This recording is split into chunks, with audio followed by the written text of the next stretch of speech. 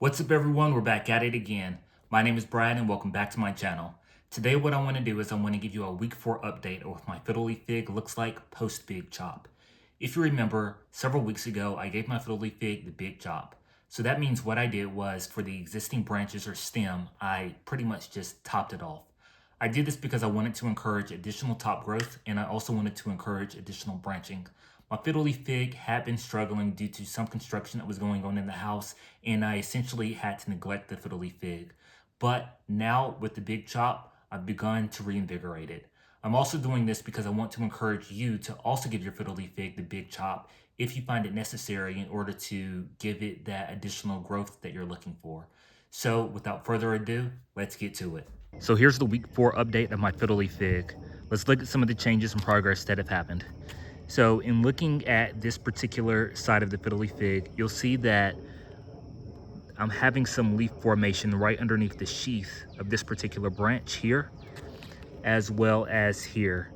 Previously, that is in looking at weeks 3, 2, and 1, this wasn't nearly as swollen. So I'm expecting over the next week or so that this is going to fully develop into some leaves and we're gonna get some additional growth on these branches.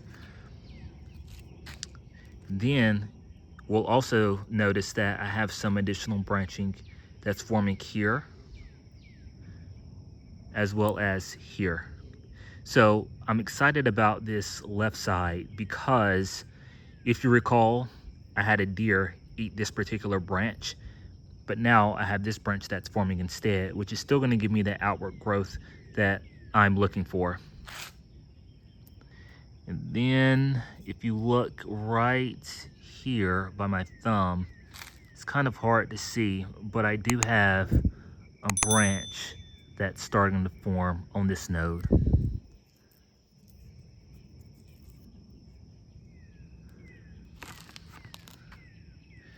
Now, when going over to this particular branch, again, I had a deer eat this, unfortunately, but the leaf is finally sprouting from its sheath, which I love. So that is looking excellent. And then let's see here, what other kind of growth do I have?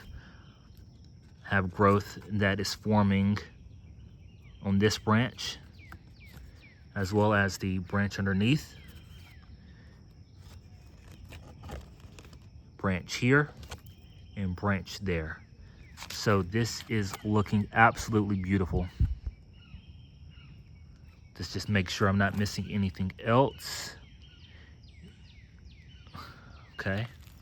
Doesn't look like I am. So far, the shape that this Fiddle Leaf Fig is going to have is I'm going to have a branch coming out to the left, a branch coming out to the right, a branch that's going to move from this point to that point, from this point to that point, and then I might have some additional growth just coming straight up, which is good.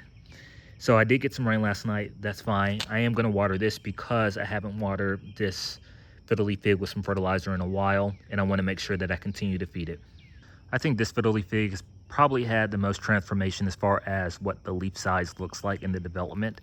So the leaves have gotten fairly large, and I do expect the leaves to get even larger. Same is true for this leaf as well. And then for the other leaf sets. And then if we look here, we do have some growth that's forming underneath this sheath. This sheath. This is looking excellent. And then, let's see, I think this is it for this one.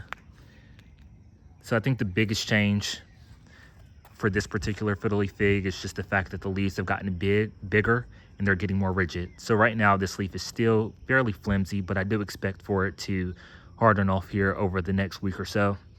So it's going to become stiffer and it's not going to be this flimsy.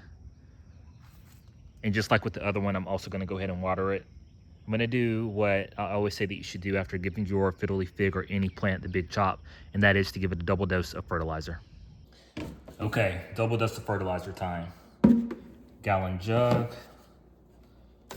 Fertilizer that I use, this one has an NPK value of 312.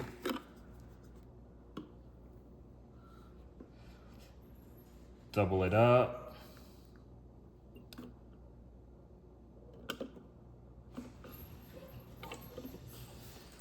Pour it in.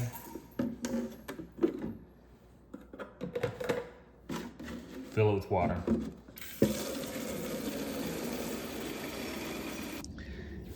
So again, for this soil, I do not care that it's damp. It did have some time to dry off between week 3 and week 4. Otherwise, I would be concerned. I'm not concerned with root rot because I should get a lot more sun today, which is going to help dry this out. And then the same is going to be true for this fiddle leaf fig as well. This is damp. You can see it's still sticking to my fingers. So I stick my finger in, pull it out, it's still wet.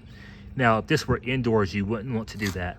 What you'll want to do if this was indoors is you want to wait between waterings before you water. So you want to wait for the first couple of inches or so of the soil to dry out, and then you want to water.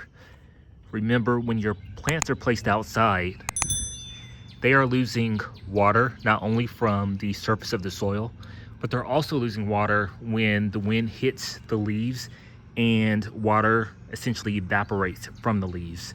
So your root ball will dry out more quickly when your plants are outside versus inside. Here's my double dose of fertilizer. I'm gonna do half in this pot.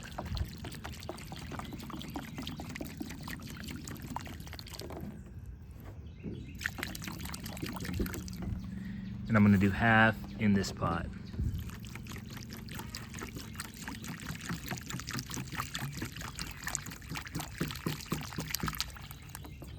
I'm gonna finish this off here. We have water flowing down, which is good. Expected. Awesome. I can't wait to see what week 5 has to bring with these 2 fiddle leaf figs. And again, in every video that I've posted so far about this progress, I hope that this is giving you too the courage to give your fiddle leaf fig the big chop if you want to encourage additional growth. Now, if you want some extra tips as far as how you can ensure that you get the maximum number of branches possible, be sure that you water your fiddle leaf figs or fig with a double dose of fertilizer at least 1 week before you do the big chop. And then you want to continue to give your fiddle leaf fig double the amount of food. That's going to encourage additional branches or the most branches possible. What you don't want to happen is you don't want let me see if I can give you an example. What you don't want to happen is you don't want, let's say, this particular activation that is here.